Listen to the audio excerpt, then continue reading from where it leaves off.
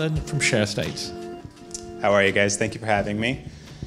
So in a nutshell, Sharestates is an online lending and investing marketplace for real estate.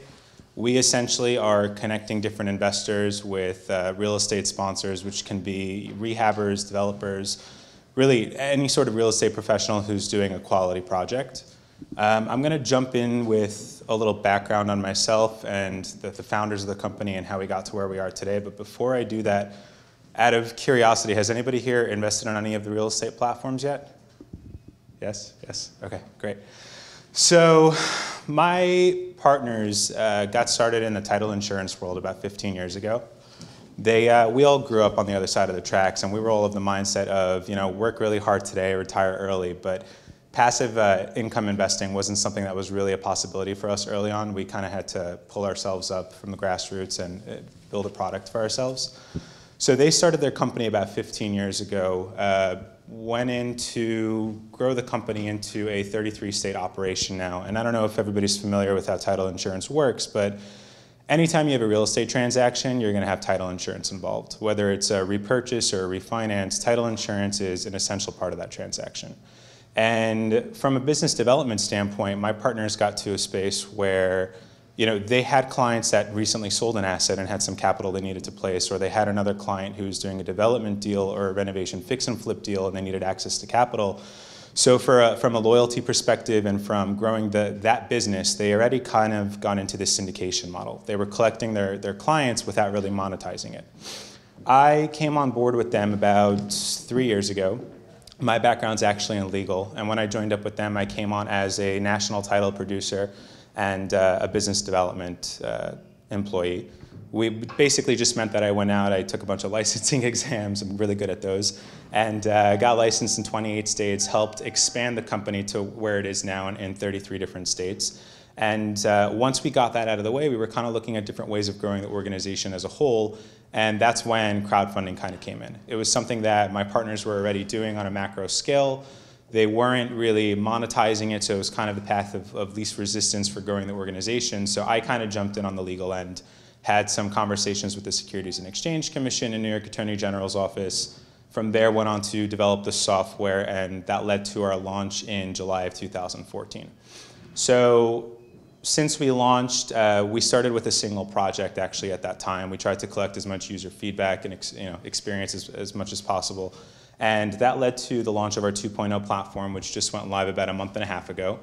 Once we had that user feedback and we kind of shifted gears then towards sourcing deals and everything else, we went on in November to present day to fund about $4.5 million across 12 different projects. It's been a combination of debt and equity projects on the platform. And really, we've had a tremendous amount of success and great feedback from the users. So over the last 3 months, while we were finishing up launching the new platform, we decided to shift gears a little bit and kind of come up with a cool way of marrying institutional investors with individual high net worth accredited investors. So when we first started the platform, it was strictly for the single accredited investor. Somebody who would come on and invest anywhere between $10,000 to $100,000. They would view multiple different projects and decide, okay, I want to be part of a development deal in the East Village or a hard money loan, private loan on a residential fix and flip project in Brooklyn.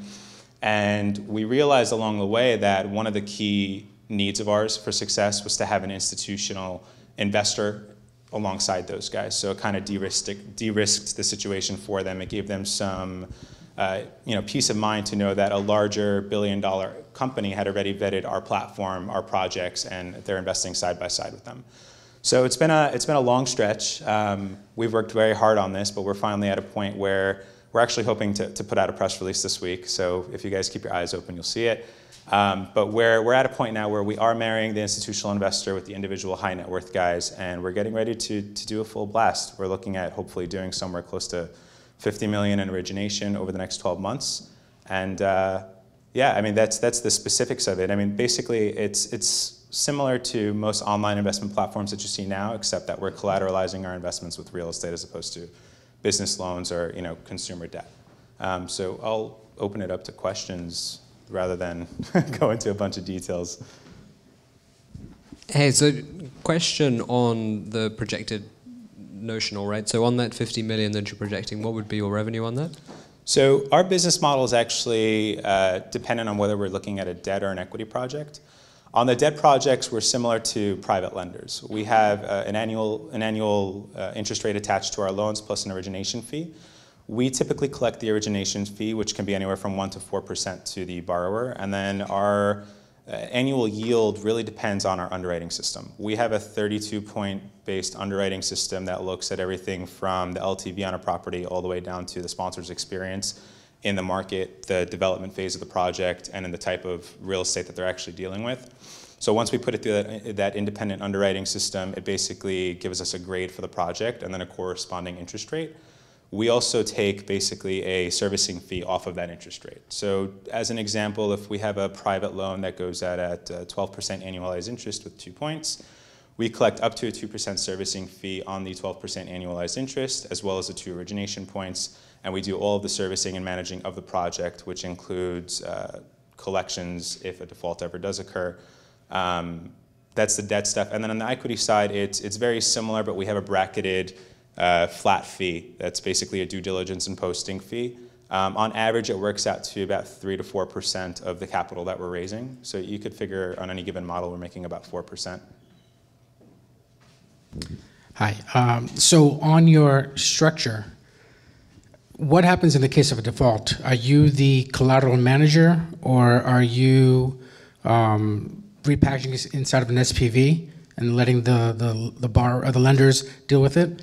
And secondly, I'll give the other question as well. The 50 million target that you have, is that a balance sheet that you're getting access to, or do you grow your business by getting somebody, a sponsor or a borrower, and then going out and trying to syndicate lenders to come in? Yeah, so we actually use special purpose entities for all of our investments. We have a series LLC. So in essence, we're issuing what we call borrower payment dependent notes, similar to, I think, what Lending Club and Prosper call them. That's a Delaware series LLC? Yes, Delaware series LLC. And essentially what we're doing is on a debt deal, our subsidiary, Sharestates Investments, is a secured party to title. So whether that's a deed of first trust, a mortgage, whatever it is that's being recorded against the property, in addition to personal and corporate guarantees from the borrower, we're the secured party, and at that point we have a corresponding series number for the notes that we're selling to our investors. So as we receive payments from the borrower, we're kind of like a pass-through intermediary.